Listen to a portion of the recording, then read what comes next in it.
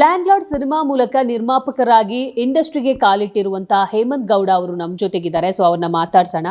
ಮೊದಲಿಗೆ ಲ್ಯಾಂಡ್ಲಾರ್ಡ್ ಅನ್ನುವಂಥ ಒಂದು ಒಳ್ಳೆ ಸ್ಟ್ರಾಂಗ್ ಕಂಟೆಂಟ್ ಇಟ್ಕೊಂಡೆ ನೀವು ಪ್ರೊಡ್ಯೂಸರ್ ಆಗಿ ಇಂಡಸ್ಟ್ರಿಗೆ ಕಾಲಿಟ್ಟಿದ್ದೀರಾ. So congratulation. Thank you madam, thank you. ಈಗಾಗಲೇ 2 ಟೀಸರು, 3 ಟೀಸರು, ಒಂದು ಸಾಂಗ್ ಬಿಡುಗಡೆಯಾಗಿದೆ. ನಿಮಗೆ ಸಿಕ್ಕಂಥ ಬೆಸ್ಟ್ ರಿವ್ಯೂ ಏನು ಅಂತ? ತುಂಬ ದಿವಸ ಆದಮೇಲೆ ಒಂದು ಅದ್ಭುತ ಹಳ್ಳಿ ಸೊಗಡಿನ ಹಾಡು ಕೇಳ್ತಾ ಇದ್ದೀವಿ ಅಂತ ಒಂದು, ಆಮೇಲೆ ಇನ್ನೊಂದು 3 ಜನರದು ಗೆಟಪ್ ಮೇಲೆ ಒಂದು ಒಳ್ಳೆ ರಿವ್ಯೂ ಬಂತು. ಆಮೇಲೆ ಇವತ್ತು ಮಧ್ಯಾಹ್ನ ನೋಡ್ತಾ ಇದ್ದೆ ಜನಮದ ಜೋಡಿ ಅಂದು ಇಂದು ಇವರು ಅಂತ ಟ್ರೋಲ್ ಆಗ್ತಾಯಿದೆ. ಖುಷಿ ಆಗ್ತಾಯಿದೆ. ನಾವು ಮಾಡಿದ್ದಕ್ಕೊಂದು ನಾವೇನು ಅಂದ್ಕೊಂಡಿದ್ವೋ ಅದು ರೀಚ್ ಆಗ್ತಾಯಿದೆ ಅನ್ನೋ ಒಂದು ಸ್ಯಾಟಿಸ್ಫ್ಯಾಕ್ಷನ್ ತುಂಬ ಇದೆ. ಓಕೆ, ಆಗಲೇ ಹೇಳಿದ್ರಿ ಗೆಟಪ್ ಬಗ್ಗೆ ಮಾತಾಡ್ತಿದ್ದೀರಿ ಅಂತ. ಸೊ ಆ ಕಂಟೆಂಟಿಗೋಸ್ಕರನೇ ಬಂದೆ. ಸೊ ರಾಜ್ ಬಿ ಶೆಟ್ಟಿ ಅವರ ಗೆಟಪ್ಪನ್ನು ಇವತ್ತು ತುಂಬ ಜನ ಹೊಗಳ್ತಾ ಇದ್ದಾರೆ. ಆ ಒಂದು ಕ್ರೆಡಿಟು ನಿಮ್ಮ ಪ್ರೊಡ್ಯೂಸರ್ಗೆ ಸೇರಬೇಕು. ಯಾಕಂದರೆ ಅದಕ್ಕೆ ಹಾಕಿರುವಂಥ ಎಫರ್ಟ್ ಆಗಿರ್ಬೋದು, ಅದಕ್ಕೆ ಹಾಕಿರುವಂಥ ದುಡ್ಡಾಗಿರ್ಬೋದು. ಈ ವಿಗ್ ಕಥೆಯನ್ನು ಸ್ವಲ್ಪ ಹೇಳ್ಬೋದಾ ಅಂತ? ಹೇಳ್ಬೋದು ಮೇಡಮ್. ಏನಂದರೆ ಅಲ್ಲಿ ದುಡ್ಡು ಅನ್ನೋದು ಇನ್ವಾಲ್ವ್ ಆಗೇ ಆಗಿರುತ್ತೆ. ಬಟ್ ನಾವು ಎಷ್ಟೇ ದುಡ್ಡು ಹಾಕಿದ್ರು ಅದು ಔಟ್ಪುಟ್ ಚೆನ್ನಾಗಿ ಕಾಣಬೇಕು. ನಾವು ಎಕ್ಸಿಕ್ಯೂಟ್ ಆದಾಗ ನಾವು ಅಂದ್ಕೊಂಡಿದ್ದೊಂದು ಫೀಲ್ ಬಂತು ಅಂತ ಅನಿಸ್ಬೇಕು. ಬಟ್ ಆ ಸ್ಯಾಟಿಸ್ಫ್ಯಾಕ್ಷನ್ ನಮ್ಗಾಯಿತು. ಆ ವಿಗ್ ಹಾಕಿದಾಗ ಎಲ್ಲರಿಗೂ ಸೂಟ್ ಆಗಲ್ಲ ಮೇಡಮ್. ನಾವು ಇಷ್ಟೊಂದು ಸಿನಿಮಾಗಳು ನೋಡ್ತಾ ಇರ್ತೀವಿ, ವಿಗ್ ಹಾಕಿರ್ತೇವೆ. ಬಟ್ ಮೇ ಬಿ ಅದು ಟೆಕ್ನಿಕಲಿನೋ ನಾವು ಅಡ್ವಾನ್ಸ್ಮೆಂಟೆಲ್ಲ ರೀಚ್ ಮಾಡೋಕ್ಕೆ ನಾವು ಫೇಲ್ ಆಗಿರ್ತೀವಿ. ಬಿಟ್ಟರೆ ವಿಗ್ ಮಾಡೋರ ಕೆಲಸ ವಿಗ್ ಮಾಡಿರ್ತಾರೆ. ನಮ್ಮ ವಿಷಯದಲ್ಲಿ ಎಲ್ಲ ನಮ್ಮ ಕಡೆಗೆ ಪಾಸಿಟಿವ್ ಆಯಿತು. ವಿಗ್ ಮಾಡೋರು ಒಳ್ಳೆಯವರಿದ್ದರು, ಅದನ್ನ ಹೇರ್ ಸ್ಟೈಲ್ ಡಿಸೈನ್ ಮಾಡಿದವರು ಒಳ್ಳೆಯವರಿದ್ದರು, ಎಕ್ಸ್ಪರ್ಟ್ಸ್ ಇದ್ದರು. ಅದು ನಮ್ಮ ರಾಜ್ ಸರ್ಗೂ ದಿ ಬೆಸ್ಟಾಗಿ ಕಾಣಿಸಿ ಔಟ್ಪುಟ್ ಇಷ್ಟು ಚೆನ್ನಾಗಿ ಬಂತು ಮೇಡಮ್. ಸರ್, ಈ ವಿಗ್ ಕೂರಿಸ್ಬೇಕು ಅನ್ನುವಂಥದ್ದು ಯಾವಾಗ ಶುರುವಾಯಿತು ಕತೆ? ಇದನ್ನು ಯಾವ ಥರ ಎಕ್ಸ್ಪ್ಲೈನ್ ಮಾಡಿದ್ರು ನಿಮ್ಮ ಜೊತೆ ನಿರ್ದೇಶಕರು ಅಂತ? ಅದು ಡೈರೆಕ್ಟ್ರ್ ತಲೆಯಲ್ಲೇ ಇತ್ತು ಅನಿಸುತ್ತೆ ಮೇಡಮ್. ಬರವಣಿಗೆಲೇ ಅವರು ಆ ಥರ ಕಲ್ಪನೆ ಮಾಡ್ಕೊಂಡಿದ್ರು ಅಂತ ಅನಿಸುತ್ತೆ. ಬಟ್ ಫಸ್ಟ್ ಟೈಮ್ ಅವ್ರು ಬಂದು ಹೇಳಿದಾಗ ಈ ಥರ ಸ್ಟಾರ್ ಕ್ಯಾಸ್ಟ್ ಇದೆ ಅಂತ ಹೇಳಿದಾಗ ಎಲ್ಲರದು ಹೇಗಿರುತ್ತೆ ಅಂತ ನಮ್ದು ಒಂದು ಫಸ್ಟ್ ಕ್ವಶನ್ ಇರುತ್ತಲ್ಲ ಮೇಡಮ್, ಎಲ್ಲ ನಟ ನಟಿಯರು ಹೇಗೆ ಕಾಣಿಸ್ತಾರೆ ಚಿತ್ರದಲ್ಲಿ ಅಂತ. ಅವಾಗ ಅವ್ರು ಹೇಳಿದರು, ವಿಜಯ್ ಸರ್ ಪಕ್ಕ ಹಳ್ಳಿಯವ್ರ ಥರ ಕಾಣಿಸ್ತಾರೆ. ನಮಗೆ ಅಲ್ಲಿ ಕಲ್ಪನೆ ಮಾಡ್ಕೊಂಡು ವಿಜಯ್ ಸರ್ ಪಕ್ಕ ನಮಗೆ ಆಟೋಮೆಟಿಕಲಿ ನಮಗೆ ಗೊತ್ತಿಲ್ಲದಂಗೆ ಒಂದು ಮೈಂಡಿಗೆ ಬಂದುಬಿಡುತ್ತೆ, ಅವ್ರು ಕ್ಯಾರಿ ಮಾಡ್ತಾರೆ ಅಂತ. ಆಮೇಲೆ ಎಕ್ಸೈಟ್ ಆಗಿದ್ದು ರಚಿತಾ ಮೇಡಮ್ ಫಸ್ಟ್ ಟೈಮ್ ಹಳ್ಳಿ ಗೆಟಪ್ಪಲ್ಲಿ ಅಡಿಕೆ ಚೀಲ ಎಲ್ಲ ಹಾಕಿ ನಮ್ಮ ಅತ್ತೆ ನಮ್ಮ ಅಜ್ಜಿದೆಲ್ಲ ನೋಡಿದ್ದೆ ನಾನು. ಸಖತ್ತಾಗಿರುತ್ತೆ ಅಂತ ಒಂದು ಫಸ್ಟ್ ಟೈಮ್ ಕೇಳಿದಾಗ. ಆಮೇಲೆ ರಾಜು ಸರ್ದು ಹೆಂಗಿರುತ್ತೆ ಅಂತ, ಸರ್ ಅವ್ರಿಗೆ ಈ ಸರಿ ಕೂದಲಿರುತ್ತೆ ಸರ್, ವಿಗ್ ಮಾಡಬೇಕು ಅಂತ ಪ್ಲ್ಯಾನ್ ಮಾಡಿದ್ದೀವಿ. ಅದೊಂಥರ ಎಕ್ಸೈಟ್ಮೆಂಟು, ಶಾಕು. ವಿಗ್ಗ ಹೆಂಗೆ ನೋಡೇ ಇಲ್ವಲ್ಲ ಮೇಡಮ್ ನಾವು ಅವ್ರನ್ನ ವಿಗ್ಗಲ್ಲಿ. ಸೊ ಅದೊಂಥರ ಸಕ್ಕತ್ತಾಗಿತ್ತು ಆ ಫೀಲು. ಬಟ್ ಅದು ಹಾಕಿ ಲುಕ್ ಟೆಸ್ಟೆಲ್ಲ ಅವ್ರು ಮಾಡಿದ್ಮೇಲೆ it came out very well. ನಿಮಗೆ ಇತ್ತ ಕ್ವಶನ್ಸ್, ಇವರು ವಿಗ್ ಹಾಕೋತಾರ ಇಲ್ವಾ, ಆ ಥರ ಕ್ವಶನ್ಸ್ ಏನೋ ತಲೆಯಲ್ಲಿ ಇತ್ತು. ಜಡೇಶ್ ಅವ್ರು ಕನ್ವಿನ್ಸ್ ಮಾಡೇ ಕತೆಗೆ ಒಪ್ಸಿದ್ರು ಮೇಡಮ್. ಹಂಗಾಗಿತ್ತು. ಸೊ ನಾವು ಸಾಮಾನ್ಯವಾಗಿ ಒಂದು ವಿಗ್ ಅಂದಾಗ ಒಂದು 10,000ನೋ 15,000 ಮ್ಯಾಕ್ಸಿಮಮ್ ಒಂದು 50,000 ಒಳಗಡೆ ಇರುತ್ತೆ ಅಂತ ಅಂದ್ಕೊಂಡಿರ್ತೀವಿ. ಬಟ್ ಸ್ಟೇಜ್ ಮೇಲೆ ನಿಂತ್ಕೊಂಡು ರಾಜ್ ಬಿ ಶೆಟ್ಟಿ ಅವರೇ ಹೇಳ್ತಾರೆ, ಮೊನ್ನೆ ಅವರ ಟೀಸರ್ ಬಿಟ್ಟಾಗ, ಈ ವಿಗ್ಗಿಗೆ ಒಂದು ದೊಡ್ಡ ಕತೆ ಇದೆ ಅಂತ. ಆ ಕಥೆಯನ್ನು ಹುಡುಕಬೇಕಾದ್ರೆ ಲಕ್ಷ ಈ ವಿಗ್ಗಿಗೆ ಸುರಿದಿದ್ದಾರೆ ಅನ್ನೋದು ಗೊತ್ತಾಯಿತು. ಸೊ ಅದ್ರ ಬಗ್ಗೆ ಹೇಳೋದಾದ್ರೆ ಮೇಡಮ್, ನಾನು ಲಕ್ಷಗಳ ಬಗ್ಗೆ ಮಾತಾಡಲ್ಲ. ನೀವು ನೋಡಿದ್ರಿ ವಿಗ್ ಅವ್ರ ತಲೆಯಲ್ಲಿದೆ ಅಂತ ನಿಮ್ಗೆ ಅನಿಸ್ತಾ ಇಲ್ಲ? ಅದು ನ್ಯಾಚುರಲ್ ಆಗಿ ಫೀಲ್ ಆಯಿತು ಅಷ್ಟು. ಅದಕ್ಕೆ ನಮಗೆ ಖುಷಿ ಆಯಿತು. ನಾವು ಎಷ್ಟು ಖರ್ಚು ಮಾಡಿದ್ರು ಆ ಫೀಲ್ ಒಬ್ಬ ನೋಡೋವನಿಗೆ ಅದು ಆರ್ಟಿಫಿಷಿಯಲ್ ಅನಿಸ್ತಿರೋ ನ್ಯಾಚುರಲ್ ಆಗಿ ಅನಿಸ್ತು ಅಂದರೆ ನಾವು ಗೆದ್ವಿ ಅನ್ನೋದೊಂದು ಖುಷಿ ನಮಗೆ. ಎಷ್ಟು ಖರ್ಚು ಮಾಡಿದ್ರಿ ಸರ್? ಅಂದರೆ ಆ ವಿಗ್ಗಿಗೆ ಪರ್ಟಿಕ್ಯುಲರ್ ಆಗಿ ಎಷ್ಟು ಅಮೌಂಟ್ ಸ್ಪೆಂಡ್ ಮಾಡಿದ್ರಿ ಅಂತ? ಮೇಡಮ್, ಅದು ಏನಾಗುತ್ತೆ ಅಂದರೆ ವಿಗ್ ತಯಾರಿಸೋರು ಒಬ್ರು ಇರ್ತಾರೆ. ಫಾರ್ ಎಕ್ಸಾಂಪಲ್ ನಮ್ಮ ವಿಗ್ ಮಾಡಿಸಿರೋದು ನಾವೆಲ್ಲ ಸುರೇಶ್ ವಿಗ್ಸ್ ಅಂತ ಚೆನ್ನೈ ಅವರು ಸೀನಿಯರ್ ಮೋಸ್ಟ್ ವಿಗ್ ಆರ್ಟಿಸ್ಟ್. ಅವರು ಕಮಲ್ ಹಾಸನ್, ರಜನಿಕಾಂತ್, ಇಷ್ಟು ನೀವು ಹೆಸರು ಹೇಳಿ ಇಂಥ ನಟರಿಗೆ ಅಂತ ಅವ್ರಿಗೆಲ್ಲ ವಿಗ್ ಮಾಡಿರುವಂಥವ್ರು. ಬಟ್ ಇದನ್ನು ಡಿಸೈನ್ ಮಾಡಿದ್ದು ರಾಜ್ ಸರು, ಜಡೇಶ್ ಸರು ಡ್ರಾಯಿಂಗ್ ಮಾಡಿಸಿ ಅವ್ರ ಫೇಸ್ ಕಟ್ಟಿ ಹೇಗೆ ಮ್ಯಾಚ್ ಆಗಬೇಕು, ಹೇಗೆ ಮಾಡಬೇಕು ಅಂತ ನೋಡಿ. ಆವಾಗ ರಾಜ್ ಸರ್ ಒಬ್ರು ರೋನೆಕ್ಸ್ ಅಂತ, ಅವರು ಹೇರ್ ಸ್ಟೈಲಿಶ್ ಒಬ್ಬರು ಕೇರಳದವರು, ಅವರೆಲ್ಲ ಜೊತೆಗೆ ಕೂತ್ಕೊಂಡು ಒಂದು collective effort madam. But concept vision ಬಂದ್ಬಿಟ್ಟು ಜಡೇಶ್ ಅವ್ರದ್ದೇ. ಅವರು ಆಲ್ಮೋಸ್ಟ್ ಒಂದು 10 ಸ್ಕೆಚಸ್ ಮಾಡಿಸಿದ್ರು ರಾಜ್ ಬಿ ಶೆಟ್ಟಿ ಸರ್ ಫೇಸಿಗೆ. ಯಾವ ಥರ ಹೇರ್ ಸ್ಟೈಲ್ ಮಾಡ್ಬೋದು, ಹೇಗೆ ಮಾಡ್ಬೋದು, ಏನಂತಾರೆ ಆ ಸ್ಕೆಚ್ಚು ಓಕೆ ಆದಮೇಲೆ ಆ ಸ್ಕೆಚ್ ತಕ್ಕನಂಗೆ ನಾವು ಆರ್ಡ್ರ್ ಕೊಡಬೇಕು ವಿಗ್ಗಿಗೆ. ಸೊ ಆ ವಿಗ್ ಆದಮೇಲೆ ತಿರ್ಗಾ ಈ ಸ್ಟೈಲಿಸ್ಟರ್ನ ಕರೆಸ್ಬಿಟ್ಟು ನಾವು ಲುಕ್ ಟೆಸ್ಟ್ ಮಾಡಿಸ್ಬೇಕು. So it's a very long process. ಹಿಂಗೆ ಈಸಿಯಾಗಿ ಆಗಿಬಿಡಲ್ಲ.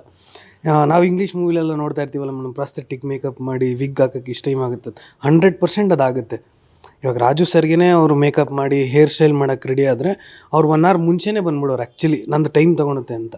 So it's very time consume ಮತ್ತು ಎಕ್ಸಾಸ್ಟನ್ ಅಲ್ಲ ಮೇಡಮ್. ಕುಂತಿದ್ದ ಕಡೆನೇ ಕೂತಿರಬೇಕು, ಅವ್ರು ಮಾಡ್ತಾ ಇರಬೇಕು. ಬಟ್ ರಿಸಲ್ಟ್ ಔಟ್ಪುಟ್ ಚೆನ್ನಾಗಿ ಬಂತು ಅಂದರೆ ಅದೊಂಥರ ಖುಷಿ ಆಗುತ್ತೆ ಮಾಡಿದೆಲ್ಲ ಎಫರ್ಟ್. ಸರ್, ನೀವು ಅಮೌಂಟ್ ಹೇಳಲಿಲ್ಲ, ಎಷ್ಟು ಬಜೆಟ್ ವಿಗ್ಗಿಗೆ, ರಾಜ್ ಬಿ ಶೆಟ್ಟಿ ಅವರು ಹಾಕ್ಕೊಂಡಿರುವಂಥ ವಿಗ್ಗಿಗೆ ಎಷ್ಟು ಬಜೆಟ್ ಸ್ಪೆಂಡ್ ಮಾಡಿದ್ದೀರಾ ಅಂತ? ಮೇಡಮ್, ನನಗೆ ಬಜೆಟ್ ಬಗ್ಗೆ ನಾನು ಕ್ಯಾಲ್ಕುಲೇಟ್ ಮಾಡಿಲ್ಲ. ಬಟ್ ಆ ಪಾತ್ರಕ್ಕೆ ಸಿನಿಮಾಗೆ ಏನೇನು ಚೆನ್ನಾಗಿ ಕಾಣಿಸುತ್ತೆ ಏನೇನು ಬೇಕು ಮೇಡಮ್. ಇವಾಗ ಒಂದು ವಿಗ್ ಮಾಡಿದ್ರೆ ಆ ಹೇರ್ ಸ್ಟೈಲ್ ಇಬ್ಬರು ಬರ್ತಾರೆ ಮೇಡಮ್. ಅವ್ರು ಕೇರಳದವರು. ಅವ್ರು ಇಲ್ಲಿಗೆ ಬಂದಾಗ ಅವ್ರಿಗೆ ಟ್ರಾವೆಲಿಂಗ್ ಎಕ್ಸ್ಪೆನ್ಸು, ಅಕಾಮಿಡೇಷನ್ನು ಎಲ್ಲ ಇರುತ್ತೆ. ಬಟ್ ಏನಂದರೆ ನಮ್ಮ ಖುಷಿ ಏನಂದರೆ ನಾವು ಅಂದ್ಕೊಂಡಿದ್ದು ಅಚೀವ್ ಮಾಡ್ತೀವಲ್ಲ madam, that is very important. ಇವಾಗ ಎಷ್ಟೊಂದು ಸರಿ ನಾವು 5 ಲಕ್ಷ ಕೊಟ್ಟು ತರಿಸಿರ್ತೀವಿ, 10 ಲಕ್ಷ ಕೊಟ್ಟು ತರಿಸಿರ್ತೀವಿ. ಬಟ್ ಸ್ಕ್ರೀನ್ ಮೇಲೆ ಅದು ಆರ್ಟಿಫಿಷಿಯಲಾಗಿ ಕಂಡಾಗ ಅದಕ್ಕೆ ಬೆಲೆನೇ ಇರೋಲ್ಲ. ಎಫರ್ಟ್ಗೂ ಬೆಲೆ ಇರೋಲ್ಲ, ದುಡ್ಡಿಗೂ ಬೆಲೆ ಇರೋಲ್ಲ. ಬಟ್ ನಾವು ಮಾಡಿದ್ದ ಅಮೌಂಟ್ಗಾಗಲಿ, ದುಡ್ಡಿಗಾಗಲಿ, ಎಫರ್ಟ್ಗಾಗಲಿ ಅಲ್ಲಿ ಬೆಲೆ ಇದೆ ಅಂದರೆ ಚೆನ್ನಾಗಿ ಕಾಣಿಸ್ತಾ ಇದೆ ನ್ಯಾಚುರಲಾಗಿ. ದಟ್ಸ್ ಆಲ್ ಇಟ್ ಮ್ಯಾಟರ್ಸ್ ಅಷ್ಟೇ ನಮಗೆ. ಓಕೆ. ಸೊ ಎಷ್ಟು ವಿಗ್ ಬಳಸಿದ್ದೀರಾ ರಾಜ್ ಬಿ ಶೆಟ್ಟಿಗೆ ಈ ಸಿನಿಮಾದಲ್ಲಿ? ಸೊ ಅದು ಯಾವ ಥರ ಇದೆ ಅಂದರೆ ಸೆಲೆಕ್ಟ್ ಯಾರು ಮಾಡಿರೋದು, ರಾಜ್ ಬಿ ಶೆಟ್ಟಿನ ಅಥವಾ ಜಡೇಶ್ ಅವರ? ಅದನ್ನು ನೀವು ಡಿಸೈನ್ ಮಾಡಿದ್ದೀರಾ, ಬಟ್ ಅದೊಂದು ಇರುತ್ತಲ್ಲ ಸ್ವಲ್ಪ ಆ ಕಡೆ ಈ ಕಡೆ ಆದರೂ ಅದೇ ಥರ ಬರಬೇಕನ್ನೋದು. ಸೊ ಅದನ್ನು ಯಾರು ಮಾಡಿದ್ರು ಅಂದರೆ ಅದು ಕಲೆಕ್ಟಿವ್ ಮೇಡಮ್. ಜಡೇಶ್ ಅವ್ರು ನನಗೆ ಕಳಿಸೋರು ಕಾನ್ಸೆಪ್ಟ್ ಮಾಡ್ತಾಯಿದ್ವಿ. ಇವಾಗ ಬೇರೆ ಬೇರೆ ಹಳೆ ಹೀರೋ, ಇವಾಗ ನಮ್ದು 80s ಕತೆ ಆಗಿರೋದ್ರಿಂದ ಅವತ್ತಿನ ಹೇರ್ ಸ್ಟೈಲ್ ಮಾಡ್ತಿದ್ದ ಹೀರೋಗಳ್ನ ಅವ್ರ ಫೇಸ್ ನೋಡ್ಬಿಟ್ಟು ಇದು ಮಾಡಿದ್ರೆ ಹೇಗಿರುತ್ತೆ, ಇದ್ರ ರಾಜು ಸರ್ಗೆ ಸೂಟ್ ಆಗುತ್ತಾ, ರಾಜು ಸರ್ ಥರ ಇವ್ರಿಗೂ ಲಾಂಗ್ ಫೋರೆಡ್ ಇದೆ, ಆ ಥರ ಹಳೆ ನಟರುಗಳಿಗೆ ಅವ್ರ ಹಳೆ ಸಿನಿಮಾಗಳೆಲ್ಲ ಮಾಡ್ತಾಯಿದ್ದೆ. ಅವಾಗ ಹೇರ್ ಸ್ಟೈಲ್ಗಳೆಲ್ಲ ಬರ್ತಾಯಿತ್ತಲ್ಲ ಮೇಡಮ್, ಕ್ರ್ಯಾಪ್ ಹೇರ್ ಸ್ಟೈಲು ಆ ಥರದ್ದೆಲ್ಲ. ಸೊ ರಾಜು ಸರಿಗೆ ಅವ್ರು ತೋರಿಸೋದು, ನನಗೊಂದು ಸರಿ ತೋರಿಸೋರು. ಸೊ ಎಲ್ಲಿ ಮೆಜಾರಿಟಿ ವಿನ್ಸ್ ಅನ್ನಂಗೆ ಎಲ್ಲರಿಗೂ ಎಲ್ಲಿ ಚೆನ್ನಾಗಿ ಅಂತ ಸ್ಯಾಟಿಸ್ಫೈ ಆಗ್ತಾಯಿತ್ತು ಅದನ್ನು ನಾವು ಸೆಲೆಕ್ಟ್ ಮಾಡ್ತಾಯಿದ್ವಿ. ಎಷ್ಟು ಯೂಸ್ ಮಾಡಿದ್ದೀರಾ? ಅದೇ ನೀವು ನೋಡಿದ್ರಲ್ಲ ಮೇಡಮ್ ಟೀಸರಲ್ಲಿ. ಒಂದೇ ಅಲ್ಲ ಮೇಡಮ್, ಅದು ಒಂದು ವಿಗ್ ಅಂದರೆ ಹೇಗಿರುತ್ತೆ ಅಂದರೆ ನಮ್ಮದು ಒಂದು 3-4 ಕಾಪೀಸ್ ಮಾಡಿರ್ತಾರೆ. ಅದನ್ನ ಒಂದೇ ವಿಗ್ಗಲ್ಲಿ ಇಡೀ ಸಿನಿಮಾ ಮಾಡೋಕ್ಕಾಗಲ್ಲ. ಸ್ವೆಟ್ ಆಗುತ್ತೆ, ಅದು ಸ್ಮೆಲ್ ಸ್ಟಾರ್ಟ್ ಆಗುತ್ತೆ. ಯಾಕಂದರೆ ನ್ಯಾಚುರಲ್ ಹೇರೇ ಯೂಸ್ ಆಗಿರುತ್ತೆ. ಸೊ ಅದಕ್ಕೂ ಸ್ವಲ್ಪ ವ್ಯಾಲಿಡೇಟ್ ಟೈಮ್ ಅನ್ನೋದು ಇರುತ್ತೆ. ಅದು ಹೋಗ್ತಂಗೆ ಮತ್ತೊಂದು ಬರುತ್ತೆ, ಹಂಗಿರುತ್ತೆ. ಓಕೆ. ಅಂದರೆ ಎಷ್ಟು ನಿಮಗೆ ಗೊತ್ತಿರುತ್ತೆ ಸರ್, ಯಾಕಂದರೆ ಒಂದು ವಿಗ್ಗನ್ನು ಇಷ್ಟು ಯೂಸ್ ನೀವೇ ಹೇಳಿದ್ರಿ ಸ್ವೆಟ್ ಆಗುತ್ತೆ ಅಥವಾ ಒಂದಲ್ಲ ಒಂದು 4-5 ದಿವಸ ಆದಮೇಲೆ ಇನ್ನೊಂದು ಚೇಂಜ್ ಆಗುತ್ತೆ ಅಂತ. ಓವರ್ ಆಲ್ ರಾಜ್ ಪಾತ್ರ ಅಂತ ಬಂದರೆ ಅವರಿಗೆ ಬಳಸಿರುವಂಥ ವಿಗ್ ಸಂಖ್ಯೆ ಎಷ್ಟು? ಅದು ನಮ್ಮ ಡೈರೆಕ್ಷನ್ ಡಿಪಾರ್ಟ್ಮೆಂಟ್ ಅವ್ರನ್ನೇ ಕೇಳಬೇಕು. ನಮ್ಮದೇನಿಲ್ಲ ಮೇಡಮ್. ನನಗೇನಂದರೆ ಯಾಕಂದರೆ ಆ್ಯಕ್ಷನ್ ಸೀಕ್ವೆನ್ಸ್ ಇದೆ ಮೇಡಮ್, ಹಳ್ಳಿ ಗಟ್ಟೆ ಆಗಿರೋಂಥ ಧೂಳು ಅದೆಲ್ಲ ಇದ್ದೇ ಇರುತ್ತೆ. ಸಿನ್ಸ್ ನಾವು ಏನೇ ಮಾಡಿದ್ರೂ ಅದು ನಾವು ತಯಾರು ಮಾಡಿರೋದ್ರಿಂದ ಅದು ಕೆಡುತ್ತೆ ಅಥವಾ ಸ್ವಲ್ಪನಾದರೂ ಡ್ಯಾಮೇಜಸ್ ಆಗುತ್ತೆ. ಹಾಗಾಗಿ ಯಾವಾಗ ನೆಸೆಸಿಟಿ ಇತ್ತು ಅವಾಗ ಹೊಸದು ಬರ್ತಾನೆ ಇತ್ತು ಮೇಡಮ್, ಅಷ್ಟೇ. ಆ ವಿಗ್ಗಳೆಲ್ಲ ಇದೆಯಾ ಅಥವಾ ಅದನ್ನು ಇವಾಗ ಏನು ಮಾಡಿದ್ರಿ ಅಂತ? ಇದೆ ಮೇಡಮ್, ಅದೆಲ್ಲ ಈ ವಿಗ್ಗಲ್ಲಿದೆ. ಮೇಕಪ್ ಡಿಪಾರ್ಟ್ಮೆಂಟ್ ಇರ್ತಾರೆ. ಓಕೆ ಸರ್, ಈಗ ಒಂದು ಪರ್ಟಿಕ್ಯುಲರ್ ವಿಗ್ಗಿಗೆ ಇಷ್ಟು ಇಂಪಾರ್ಟೆನ್ಸ್ ಕೊಟ್ಟವ್ರು ನೀವು. ಸೊ ಈ ಸಿನಿಮಾ ಹೋಲ್ ಸಿನಿಮಾನೇ ಒಂದು 80s 90s ಅಲ್ಲಿ ನಡೆಯೋ ಕತೆ ಆಗಿರೋದ್ರಿಂದ ಯೂಸ್ ಮಾಡುವಂಥ ಪ್ರತಿಯೊಂದು ವಸ್ತು ಕೂಡ ಅಷ್ಟೇ ಇಂಪಾರ್ಟೆಂಟ್ ಆಗಿರುತ್ತೆ. ಅಂದರೆ ಗೊತ್ತಾಗಬಾರ್ದು ಅದು ಈಗ ನಡೆದಿರೋ ಕತೆ ಅಂತ. ಅದಕ್ಕೆಷ್ಟು ಮುತುವರ್ಜಿ ವಹಿಸಿದ್ರಿ? ಆರ್ಟ್ ಸೆಕ್ಷನ್ ಅಂತ ಬಂದರೆ ಅಲ್ಲಿ ಯಾವ ರೀತಿ ಎಲ್ಲ ಗಮನ ಹರಿಸಿದ್ದೀರಾ ಅಂತ? ಅದೆಲ್ಲ 100%. ಅದಕ್ಕೆಲ್ಲ ನಮ್ಮ ಕ್ರೆಡಿಟ್ ನಮ್ಮ ಆರ್ಟ್ ಡೈರೆಕ್ಟರ್ ರವೀಶ್ ಅಂತ ಹೇಳಿ. Is a fantastic art director ಅವರು ಮತ್ತು ಅವ್ರ ಟೀಮು, ನಮ್ಮ ಡೈರೆಕ್ಷನ್ ಡಿಪಾರ್ಟ್ಮೆಂಟ್ ಡೈರೆಕ್ಟರ್ ಇದ್ದಾರಲ್ಲ. ಅಂದರೆ ಹೇಗೆ ಅಂತ ಮಾಡಿ ಇವಾಗ ಹಿಂಗೆ ಕೂತಿದ್ದೀವಿ, ಈ ಟೇಬಲ್ ಮೇಲೆ ಒಂದು ಆರ್ಟಿ ಕ್ರಾಫ್ಟ್ ಇಟ್ಟರು ಅದು ಆ ಪೀರಿಯಡಿಗೆ ಸಂಬಂಧಪಟ್ಟಂಗೆ ಇರಬೇಕು. ನಾವು ವಾಲ್ ಹ್ಯಾಂಗಿಂಗ್ ವಾಚಸ್ಸು, ಆಮೇಲೆ ಅವ್ರು ಆಗ್ತಾಯಿದ್ದಂಥ ವಾಚು, ಇಯರಿಂಗ್ಸು, ಮತ್ತು ಇವತ್ತಿಗೆ ಎಷ್ಟು ಪ್ಯಾಟ್ರನ್ಸ್ ಇದೆ ಗೋಲ್ಡಲ್ಲಿ, ಅವತ್ತಿಗೆ ಇದ್ದಿದ್ದು ಯಾವ ಥರ ಡಿಸೈನು ಪ್ರತಿಯೊಂದೂ. ಆಮೇಲೆ ಸೇಗ್ತಾಯಿದ್ದು ಸಿಗರೇಟು, ಅವತ್ತಿಗೆ ಯಾವ್ದು ಸಿಗರೇಟ್ ಇತ್ತು, ಇವಾಗ ಅಂಬರೀಷ್ ಅವ್ರ ಕಾಲದಲ್ಲಿ ಯಾವ್ದು ಹೊಡಿತಾಯಿದ್ರು, ಆ ಟೈಮಿಂದ ನಾವು ನೋಡ್ಕೊಂಡೇ ಮಾಡಬೇಕಾಗುತ್ತೆ ಮೇಡಮ್. ಇಲ್ಲಾಂದರೆ ಜನ ಇವತ್ತು ವಾಚ್ ಬಳಸಿದ್ದು ಸರ್ ಅವರು? ಅದು ಮೋಸ್ಟ್ಲಿ ರೋಲೆಕ್ಸ್ ಇತ್ತು ಅನಿಸುತ್ತೆ, ಇಲ್ಲ ಗೊತ್ತಿ. ರ್ಯಾಡೋ ಇರ್ಬೇಕು ಅನಿಸುತ್ತೆ ಮೇಡಮ್. ಜಮಾನ್ದಿಂದ ಇದೆ ರ್ಯಾಡೋ. ಆದರೂ ಜಮೀನ್ದಾರರು ಅಲ್ವಾ, ಸ್ವಲ್ಪ ರಿಚ್ ಕಿಡ್ಸು ಕಾಸ್ಟ್ಲಿ ವಾಚ್ ಹಾಕಿದ್ರು. ನಮ್ಮ ಹೀರೋಗೆಲ್ಲ ವಾಚ್ ಇರಲಿಲ್ಲ ಪಾಪ. ಸೊ ಈಗಾಗಲೇ ಸಾಂಗ್ ಎಲ್ಲ ರಿಲೀಸ್ ಆಗಿದೆ. ಸೊ ಸಿನಿಮಾ ಎಲ್ಲ ಬಂದಿದೆ ಅನಿಸುತ್ತೆ, ಅಂದ್ಕೊಂಡಿದ್ದಂಗೆ ಆಗಿದೆ ಅನಿಸುತ್ತೆ. ನಿಮಗೆ ಓವರಾಲ್ ಸಿನಿಮಾ ನೋಡಿದಾಗ ಹೆಂಗೆ ಅನಿಸ್ತು? ಯಾಕಂದರೆ ನಿಮ್ಮ ಫಸ್ಟ್ ಪ್ರೊಡಕ್ಷನ್ ಸಿನಿಮಾ, ನೀವು ಫಸ್ಟ್ ಪ್ರೊಡ್ಯೂಸ್ ಮಾಡ್ತಾ ಇರುವಂಥ ಸಿನಿಮಾ, ನೀವು ಕೂತು ನೋಡಿದಾಗ ನಿಮಗೆ ಎಷ್ಟು ಖುಷಿ ಕೊಡ್ತು ಅಂತ ಹೇಳಿ? ಅಂದರೆ ಡೈರೆಕ್ಟ್ರ್ ಇನ್ನೂ ತೋರಿಸಿಲ್ಲ, ಸ್ವಲ್ಪ ತೋರಿಸಿದ್ದಾರೆ.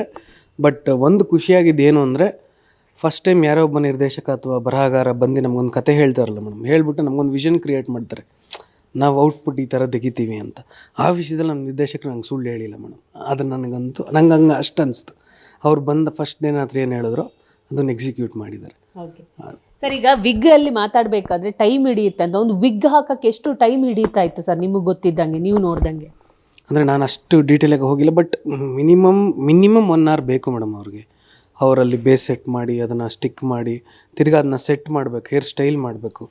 ಸೊ ರಾಜ್ ಸರ್ ಅಂತೂ ಇವಾಗ ಫಾರ್ ಎಕ್ಸಾಂಪಲ್ 10 o'clock ಶೂಟಿಂಗ್ ಅಂದರೆ ಅವ್ರು ಆಲ್ಮೋಸ್ಟ್ 8:30ಗೆ ಬರಬೇಕಾಗಿತ್ತು. ಅವ್ರು ಬ್ರೇಕ್ಫಾಸ್ಟ್ ಮಾಡೋಕ್ಕೆ ಮುಂಚೆನೇ ವಿಗ್ ರೆಡಿ ಮಾಡ್ಕೊಂಡು ಆಮೇಲೆ ಬ್ರೇಕ್ಫಾಸ್ಟ್ ಮಾಡಿ ಶೂಟಿಂಗ್ ಬರ್ತಾಯಿದ್ರು ಅವರು. ಓಕೆ ಸರ್, ರಾಜ್ ಅವರ ಡೆಡಿಕೇಶನ್ ಬಗ್ಗೆ ಅಥವಾ ಅವ್ರ ಆ್ಯಕ್ಟಿಂಗ್ ಬಗ್ಗೆ ಏನು ಹೇಳ್ತೀರಾ ಅಂತ?